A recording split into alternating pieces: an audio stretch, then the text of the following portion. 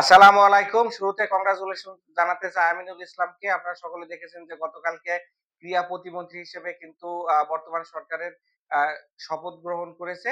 তো আমিনুল ইসলামের সামনে কিন্তু অনেকগুলো চ্যালেঞ্জ রয়েছে। শুরুতে বলে রাখি আমিনুল ইসলামকে আপনারা সকলেই চেনেন যে বাংলাদেশের আ অনেকদিন ধরে কিন্তু বাংলাদেশ ফুটবলের প্রতিনিধিত্ব করেছেন তিনি। সাব গেমসের জয়ে কিন্তু অসাধারণ আ আ এখানে দক্ষতা ছিল আমিনুল ইসলামের।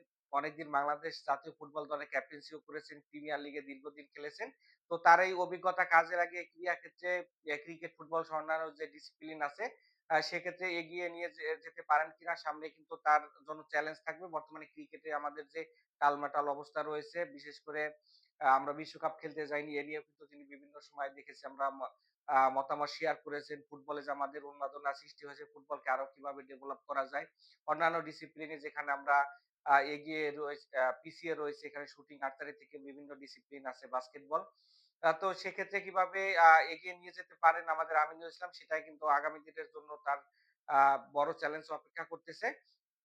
তো আমিনুল ইসলাম কিন্তু বাংলাদেশের হয়ে ১ম খেলোয়াড় হিসেবে কিন্তু এখানে ক্রীড়া প্রতিমন্ত্রী হয়ে গেলেন। এর আগে আরিফ খান জয় ছিল। তিনি কিন্তু ক্রীড়া উপমন্ত্রী ছিলেন। সেদিক থেকে আমিনুল ইসলাম কিন্তু আ এগিয়েই থাকবে। আমিনুল ইসলাম কিন্তু এখানে কালকে শপথ গ্রহণের পরই ক্রিকেট নিয়ে অনেক কথাবার্তা বলেছেন। তিনি বলেছেন যে সাকিব মাশরাফিকে কিভাবে আবার কামব্যাক করানো যায়। যদিও রাষ্ট্রীয় এখানে মামলা রয়েছে।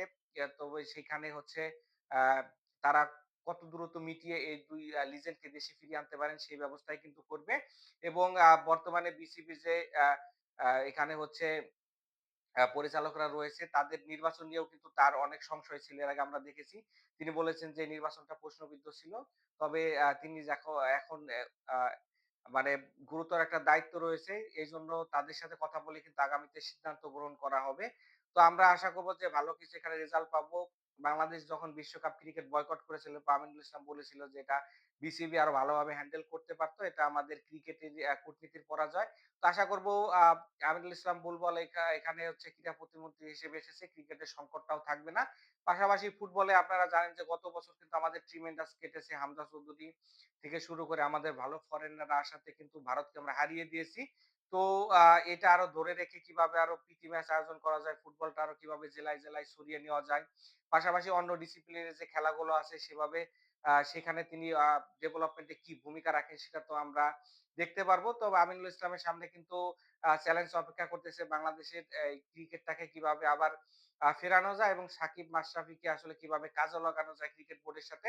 তামিমকে নিয়েও কিন্তু গতকালকে তিনি কথাবার্তা বলেছেন। আপনারা সকলে দেখেছেন যে এখানে সাংবাদিকদের কিন্তু বিসিবিতে যাওয়া নিষেধ ছিল। পরবর্তীতে তিনি কিন্তু সিইও সুজনকে ফোন দিয়ে বলেছেন যে সাংবাদিকরা যেন নির্বিঘ্নে যেতে পারে সেটা কিন্তু ফয়সালা তিনি করেছেন। আশা করব যে আমিনুল ইসলামের হাত ধরেই ক্রীড়াঙ্গনে কিন্তু আমাদের বিপ্লব শুরু হবে। সকলে ভালো থাকবেন। দেখা হচ্ছে নেক্সট ভিডিওতে। আল্লাহ হাফেজ।